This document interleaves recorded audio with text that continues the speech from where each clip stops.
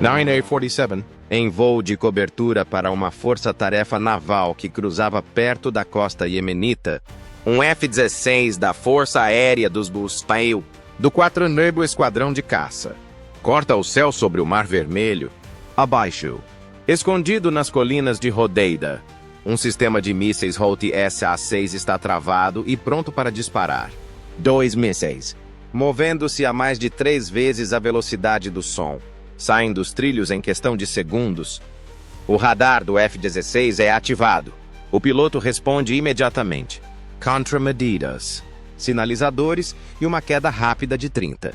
1000 para 15. 1000 pés. Os mísseis erram. Mas um erro e isso vira manchete. Tudo muda naquele momento. 2 mísseis disparados por rebeldes Houthis iemenitas cruzaram o céu precisamente às 9h47. Horário local, sobre o Mar Vermelho. Um caça F-16 americano e um drone MQ-9 Reaper, que realizava uma patrulha de rotina, eram seus alvos. No entanto, algo deu errado. Ambos foram perdidos pelos mísseis. Não foi um colapso tecnológico que se seguiu. Os Houthis não estavam preparados para a reação militar que isso provocou. Anteriormente, os Houthis haviam atacado propriedades americanas. No entanto, desta vez, falharam ao tentar comprar um avião de alto valor. As forças americanas responderam em questão de horas, enviando uma mensagem contundente por toda a região. Os céus do Mar Vermelho são mais do que apenas um ponto crítico. Eles estão em um momento crucial na luta no Oriente Médio. Por que os Houthis atacariam um jato americano neste momento? Seria um sinal de Washington? Ou um erro do qual se arrependerão? Como os militares americanos retaliaram? O incidente foi prontamente confirmado pelo Comando Central dos IUA, que afirmou que mísseis terra-ar disparados de posições Houthis atingiram um drone MQ-9 e um caça americano. Ambos os aviões conseguiram evitar o ataque e retornaram em segurança à base. Não só o ataque fracassou, como foi notável que tenha ocorrido.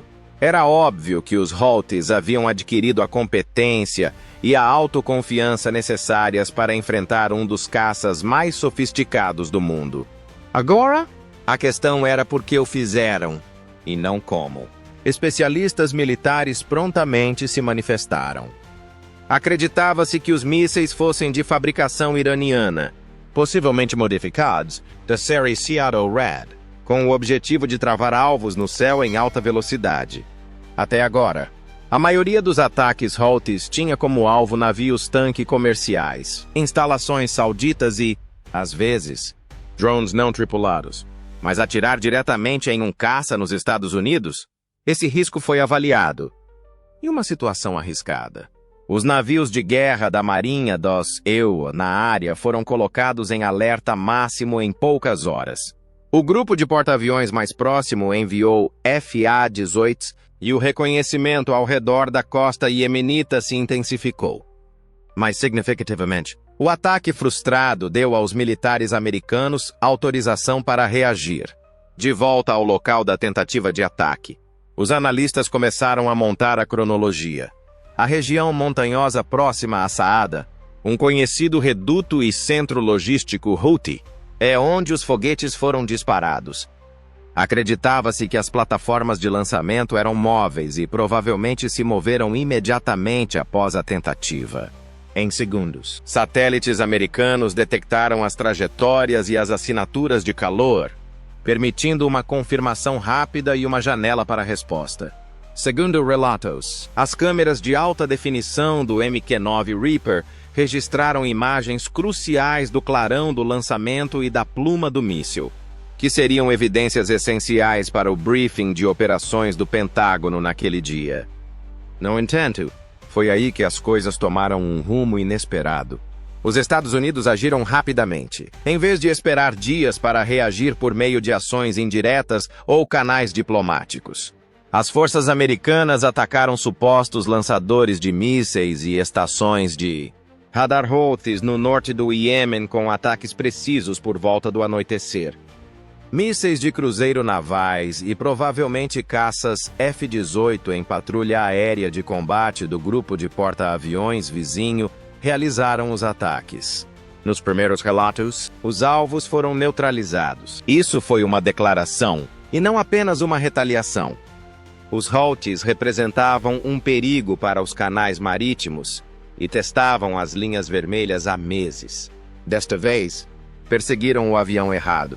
Além de errar, deram aos militares americanos a justificativa necessária para aumentar a pressão de forma bastante visível. Uma das escaladas mais significativas no Mar Vermelho desde o início dos destacamentos navais regionais foi este ataque mal sucedido com mísseis. Os riscos são maiores agora do que nunca. O que você acha?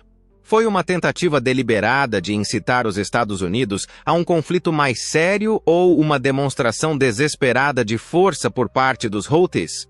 Compartilhe sua opinião na seção de comentários abaixo.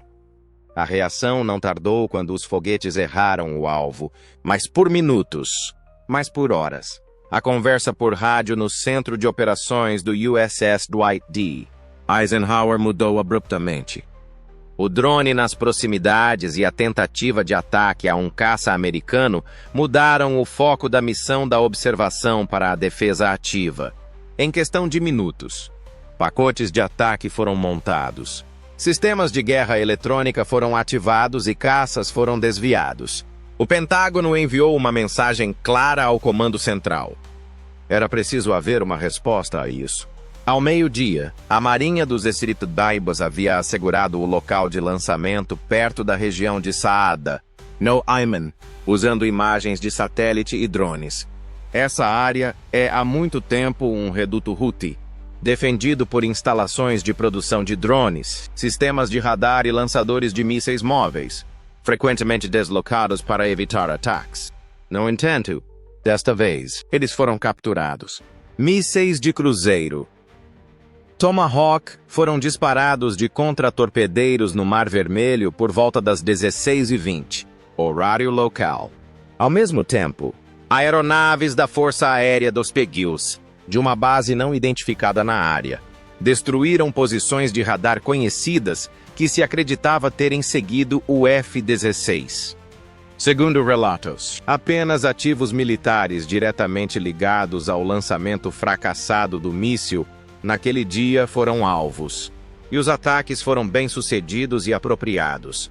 A seguinte declaração oficial do Comando Central dos Estados afirmou que as forças americanas atacaram instalações de mísseis Houthis no norte do Iêmen com ataques de precisão. Um ataque de míssil fracassado contra uma aeronave americana voando em espaço aéreo internacional motivou esses ataques. Como resultado, a postura militar dos ELV na região sofreu uma mudança radical. As respostas ao ataque Houthi até então eram majoritariamente defensivas, envolvendo advertências diplomáticas, escolta de embarcações comerciais e interceptação de drones e mísseis. No entanto, as restrições foram alteradas após uma tentativa de ataque a um jato tripulado. Além disso, a Marinha dos Ecusila começou a movimentar seus navios de guerra pela área. Contra-torpedeiros como o USS Laboon e o USS Mason foram desviados para estabelecer zonas de defesa antimísseis sobrepostas, e o grupo de ataque do porta-aviões Eisenhower avançou para mais perto da costa iemenita. As tripulações a bordo foram informadas de que novas ações hostis eram prováveis e que o nível de ameaça havia aumentado. Segundo analistas militares, a prontidão e a determinação da resposta dos GEO transmitiram uma mensagem forte aos Houthis e seus apoiadores, especialmente ao Irã. Os Estados Unidos não estavam mais em posição de reagir. Se os ataques persistissem, estavam prontos para uma escalada. Nenhum outro míssil Houthi foi disparado contra instalações militares americanas nos dias seguintes. Em vez disso, conversas interceptadas pela inteligência americana revelaram uma falta de clareza e de discussão interna entre a liderança Houthi quanto à viabilidade de atacar jatos americanos diretamente. A lição era óbvia. A luta entrou em uma nova fase, que os Iwas agora dominavam em seus próprios termos. Depois que os Houthis atingiram a aeronave errada. Por quê? Então, os Houthis cometeram um erro tão grave ao atacar caças americanos, porque isso alterou imediatamente as regras do jogo. Até então, os Houthis restringiam seus ataques principalmente a veículos aéreos não tripulados e linhas marítimas comerciais. Apesar da gravidade, essas provocações permitiram à gangue alguma margem de manobra política e uma negação plausível. No entanto, cruzaram um limite muito preciso ao atacar um F-16 americano básico e totalmente equipado. Expressaram abertamente animosidade contra os militares americanos. Eles não foram feitos para vencer aquela batalha. Sejamos claros, os combatentes Houthi não são uma milícia ingênua que se esconde nas montanhas. Eles possuem tecnologia iraniana sofisticada, estão bem armados e estão em combate há muito tempo. Já destruíram drones, atingiram petroleiros e interferiram no comércio internacional no Mar Vermelho. No entanto, a situação muda completamente quando um avião de guerra americano é atacado. Para começar, eles perdem a superioridade moral da qual frequentemente se baseiam nas narrativas da mídia internacional. Apelos por cessar-fogo e compaixão internacional são desencadeados quando um navio comercial é atingido. Mas atirar em uma aeronave americana? Tudo o que se seguiu é justificado, visto que foi um ato de guerra. A possibilidade de uma escalada em larga escala, o aumento da presença militar e os ataques de retaliação. Em segundo lugar, eles avaliaram mal o tempo que os Estados Unidos levaram para reagir. Uma ameaça à vida americana aciona um tipo de mecanismo diferente das engrenagens. Diplomáticas lentas que giram após um ataque de drone ou um míssil atingindo um navio cargueiro. Não há dúvidas nas Forças Armadas. Elas agem com precisão e rapidez. Terceiro, os EUAs tinham uma desculpa bastante visível para intensificar as operações no Iêmen e nas águas circundantes como resultado da tentativa de ataque. Círculos internacionais já haviam criticado os ataques americanos por serem excessivamente agressivos ou representarem risco de escalada. Agora, não tanto. Washington recebeu a história necessária dos Houthis. Começou conosco. Além disso, trata-se de um erro estratégico. Os Houthis provavelmente queriam deixar claro que poderiam chegar até aeronaves americanas e que não mais desempenhariam o papel de espectadores. Em vez disso, eles revelaram suas próprias fraquezas. Os EUA rapidamente inspecionaram e destruíram a infraestrutura, as posições de radar e os locais de lançamento de mísseis que o ataque fracassado havia exposto. De uma perspectiva militar, a mudança foi mais prejudicial do que benéfica. Por fim, eles se consolidaram como a principal prioridade do CENTCOM. A diplomacia de coalizão e a proteção de navios não são mais as únicas opções. Líderes e instalações militares Houthis de alto valor provavelmente estão nas listas de prioridades dos Bulls e Kill. Para os Houthis em terra, isso altera sua rotina diária. As equipes de lançamento dormem em turnos, os centros de comando são realocados para o subsolo e suas comunicações tornam-se cada vez mais suspeitas. Em suma, os Houthis forneceram aos militares americanos a justificativa, a inteligência e a aprovação necessárias ao perseguir o jato errado e desaparecer. E, em comparação com o período anterior a 19 de fevereiro, o céu sobre o Iêmen agora parece muito mais hostil. Um contra-ataque americano não foi o único resultado daquele lançamento de míssil mal planejado. Ele destruiu uma frente iemenita mais ampla, que continua mudando diariamente. As ações militares dos Baiwas no Iêmen foram mais intensas após a tentativa frustrada. O monitoramento por satélite do norte do Iêmen, realizado em 48 horas, revelou atividade intensificada perto de supostas instalações de armazenamento de mísseis, centros de comando Houthis e campos de aviação. O governo Trump declarou inequivocamente que os Estados Unidos farão tudo o que for necessário para proteger seus ativos e forças na região. Como resultado, haveria mais navios de guerra no Mar Vermelho, mais drones no ar e mais tropas, pelo menos temporariamente, posicionadas em locais-chave ao redor do Golfo. No entanto, a questão iemenita é mais complexa do que um simples esforço militar.